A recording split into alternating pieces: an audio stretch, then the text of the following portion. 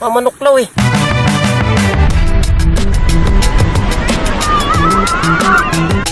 Today's a Sunday. Ibig sabihin, it's AHA time! Oras na namang malibang at matuto. Tama. At para in din kayo sa mga bagong trend at hot topics, manood lang ng AHA dahil sisilipin natin ang mga amazing stories of the week. In ba pala ka? Yung may pakpak at nakalilipad? Mamanuklaw eh. Huwag kayong tumawa. Meron talaga niyan. Ang ano ko talaga, kakaibang nilalang siya eh.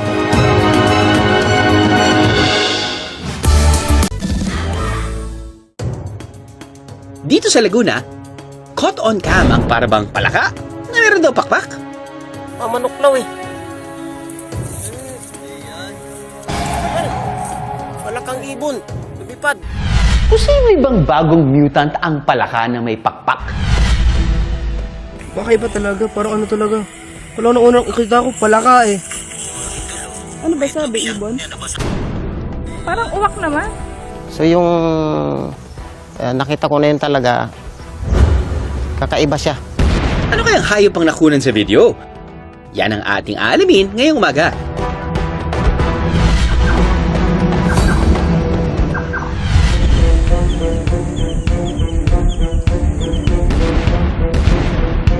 Sa isang kalamansi farm, natagpuan ang hype sa video. Ang uploader na si Jerome, 4 na taon nang nagtatrabaho sa kalamansian. Yung araw na yon, kasalukuyan kaming nagpapatubig dito sa Kalamansian nang bigla ko siyang mapansin. So ang ano ko talaga, kakaibang nilalang siya eh. Yung itsura niya parang yung sa ano, yung Mindoro frog. Sabi ko, parang palaka ito, kakaiba. Pero napansin ko, may ano siya eh. May balahibo tapos may buntot. Kaya naisipan ko, tawag ng ano, palakang ibon. Medyo na-excite ako kasi yun nga, kakaiba siyang nilalang. At ang buhay ko, ano pa lang eh, yun talagang ano ko, yung nakita kong yung kakaiba. Sinamahan kami ni Jerome sa mismong pwesto kung saan niya nakita ang tinatawag niyang palakang ibon. Dito banda. Diyan siya naglilimlim. Hindi siya masyado makadilat yung mata niya eh, kaya nung medyo lumapit ako ng konti, hindi pa rin siya lumilipad. Hindi ko masyadong nilapitan, kaya sinum ko na lang yung ano, yung camera. Mapapansin din sa video ni Jerome na may naiwang itlog ang hayop. Pero hindi raw ito ginalaw ni na Jerome. Kinaumagahan, sabi ko parang babalik yun. Pinuntahan ko dito ulit, eh wala na rin yung itlog. Nawala na siya. In-upload ni Jerome ang kanyang video sa TikTok at umani ito ng mahigit 1.7 million views. Ang mga tao sa comment section ng viral TikTok video, may kanya-kanyang hula. Ayon sa isang TikTok user, owl daw ito. At may mangilan-ngilan naman na nagsasabing, agimat daw ito. Ang mabuti pa, kumonsulta tayo sa eksperto. Yung normal na sitting behavior, para siyang nakaupo na palaka. Dito sa Laguna, caught on cam ang parabang palaka na meron daw pakpak. Mamanuklaw eh.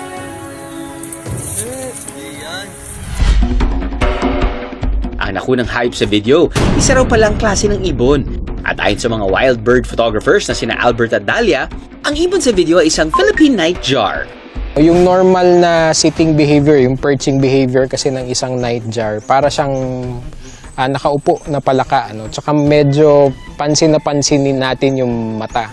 So para siyang malaking palaka na nakaupo sa kalsada. Mas sanay sila sa lupa dahil yung mga nightjars ay namumugad din dun sa lupa. Mas nakasanayan nila, kaya mas nakikita natin sila sa lupa at saka mas effective yung camouflage nila. So kung nakita ninyo, yung pattern ng kanyang feathers para siyang mga mga natuyo na dahon o kaya mga sanga ng puno. Usually nakikita natin sila malapit sa mga mapunong lugar. Nakikita rin natin yung mga nightjar sa mga talahiban. Sa Filipino, tinatawag din ang mga nightjar na doktor. Dahil sa huni nila. Pakinggan nyo na lang mga kaaha.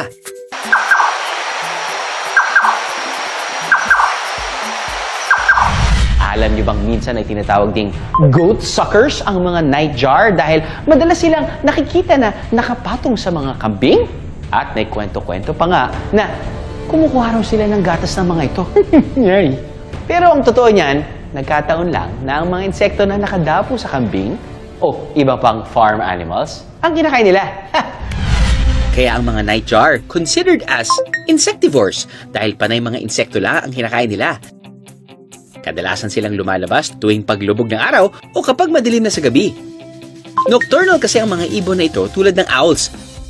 Pero ibang nightjar sa mga owl, okay? Yung itsura pa lang, yung sa owls, mapapansin mo talagang malaki yung mata. At saka yung owls, front-facing yung mata niya. So, nasa harapan ng mukha yung kanyang mga mata, no?